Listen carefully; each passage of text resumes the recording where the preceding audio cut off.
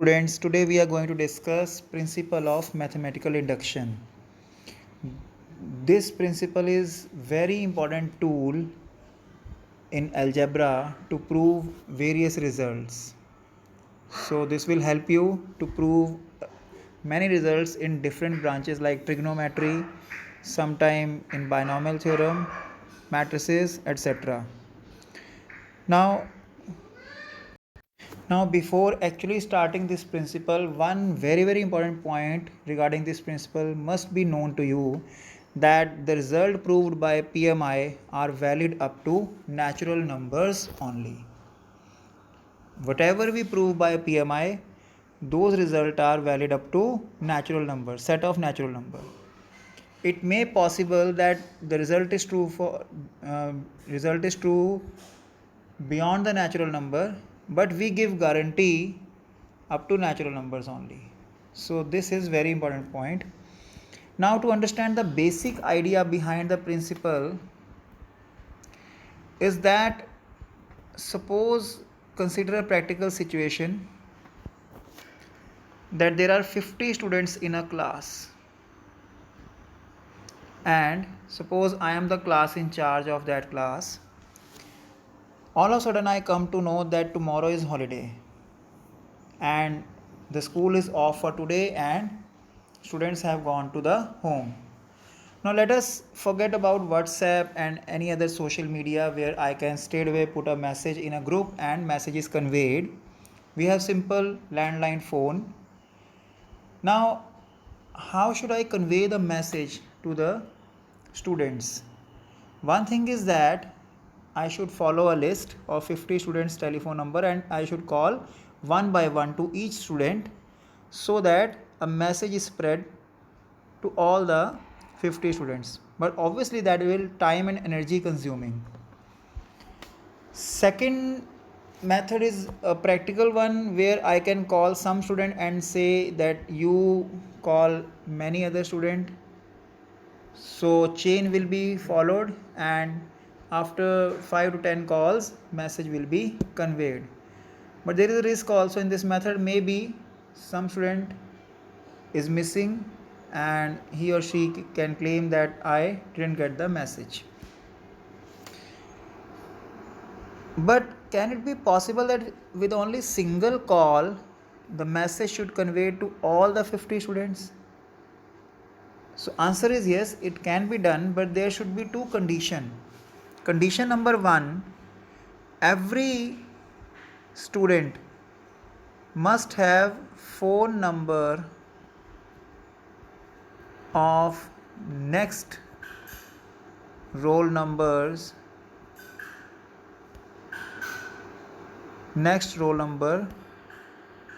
student. That means roll number 15 must have the contact of roll number 16. Roll number 20 must have contact of roll number 21.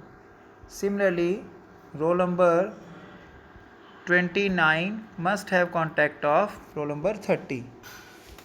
So repeatedly if I say this, so it's better I should say the kth roll number should or must have the phone number of k plus 1th roll number. In this statement, every 15, 16, 20, 21, 29, 30, this kind of situations are involved. That means in general, kth roll number must have k plus 1th roll number's phone number. Sorry. And second condition is that roll number 1's phone number, contact of roll number 1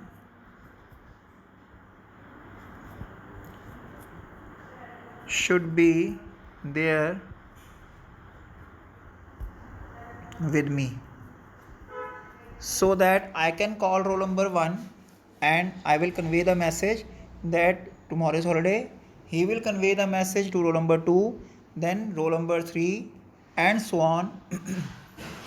So with one call from each person will convey the message.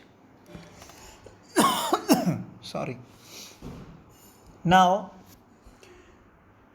Consider one more situation. Suppose these lines are representing numbers of bicycle standing along a parking lot. Now, if someone wants to throw all the bicycle, what should he do? The answer is very simple. He should push one cycle, and if first bicycle fall, obviously all other bicycle will fall. And no doubt it's very obvious thing. But if I say after 5 bicycle there is a space of 2 or 3 bicycle and then next bicycles are there, then these bicycles will fall, but these bicycles will not be affected, because in this case we have no surety that if one cycle falls it will make other cycle also fall.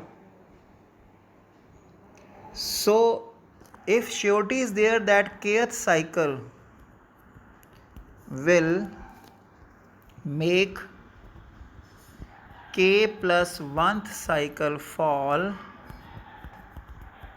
that means all the bicycle will fall, because first cycle will be fallen by me. So obviously all the bicycles will be fallen. So this is the basic idea for PMI. What we have to do, suppose this result is given that 1 plus 2 plus 3 up to so on up to n terms is equal to n into n plus 1 by 2. That means sum of n natural numbers is this, and I have to prove this through PMI. So what I will do, first of all I will check the result for n is equal to 1. This is my first condition, that I will check. Remember the wording check. I will check the result for n is equal to 1. Now how to check the result? Simply, it is representing sum of n natural numbers. When I say sum of 2 natural number, 1 plus 2, sum of 4 natural number, 1 plus 2 plus 3 plus 4. When I say sum of 1 natural number, this is first term only. So left hand side is 1, and what is right hand side? It is basically an expression, so I am putting n is equal to 1 here. So both sides are equal, so I have checked. Remember, I have not proved, I have checked the result. This is called checking, when you pick only one number. So I have checked the result for n is equal to 1. Now let us assume the second, let us perform the second step. The step, like every kth roll number must have k plus 1 contact, and every kth cycle will make k plus 1 cycle fall. So that means what I will assume here, this is the very important step. Let us assume that the result is true for the n is equal to k. Assume word is very important, because we are not proving, we are not checking, we are assuming that the result is true for n is equal to k, and obviously k is a natural number from 1 to n. K may be 1, k may be n, k may be any number in between that. So when I say result is true for n is equal to k, that means what I am going to do, I am just putting n is equal to k in the given question. So I am replacing n with k, and my equation number 1 is ready.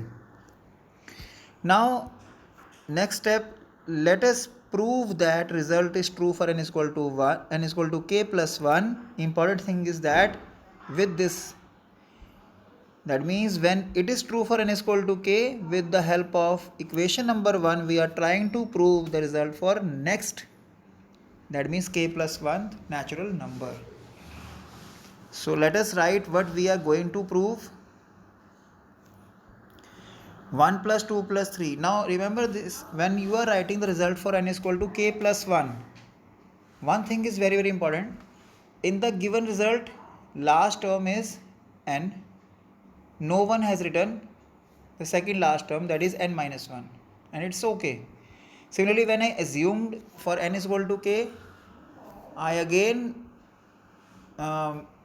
put last term as k, and I didn't write second last term, which is k minus 1. and again it's okay. But it is strongly recommended when you are writing the k plus 1th term, please do write this kth term also. This will help you a lot. In the right hand side, I am replacing just n with k plus 1 so that it becomes k plus 1 into k plus 2 upon 2. So this is my result for k plus 1. This I have to prove with the help of this. Now this is going to be very easy because I am picking from left hand side up to k. The result we have assumed, so I am putting the value here, and now it is just pure algebraic steps. What I am going to do, I am taking k plus 1 common. Inside taking common is a very great tool in PMI. Inside the bracket this is left, so take LCM, and finally we are left with right hand side. So how to compile the result? Therefore the result is true for n is equal to k plus 1 if it is true for n is equal to k. Again we are claiming that we have proved the result for n is equal to k plus 1 if it is true for n is equal to k. That means if the situation, if the result information is conveyed to 15th student, roll number 15, that tomorrow is holiday, then it will be true for n is equal to 16 also, means up for roll number 16, like that. And also it is true for n is equal to 1. Now what does it mean when I say result is true for n is equal to 1? That means k is 1, so that means result is also true for k plus 1. That means 1 plus 1 2. That means from 1 it is true to 1 plus 1. From 2 it is clear that 2 plus 1. From 3 it is true for 3 plus 1. From 4 it is true for 4 plus 1, and it will be gone to all natural numbers. So in last we have to compile by writing the line that by PMI result is true for all natural numbers, and this is very important result to important line to write. The result is true for all natural numbers. So that's it. That's all for today. Take care. Have a nice day.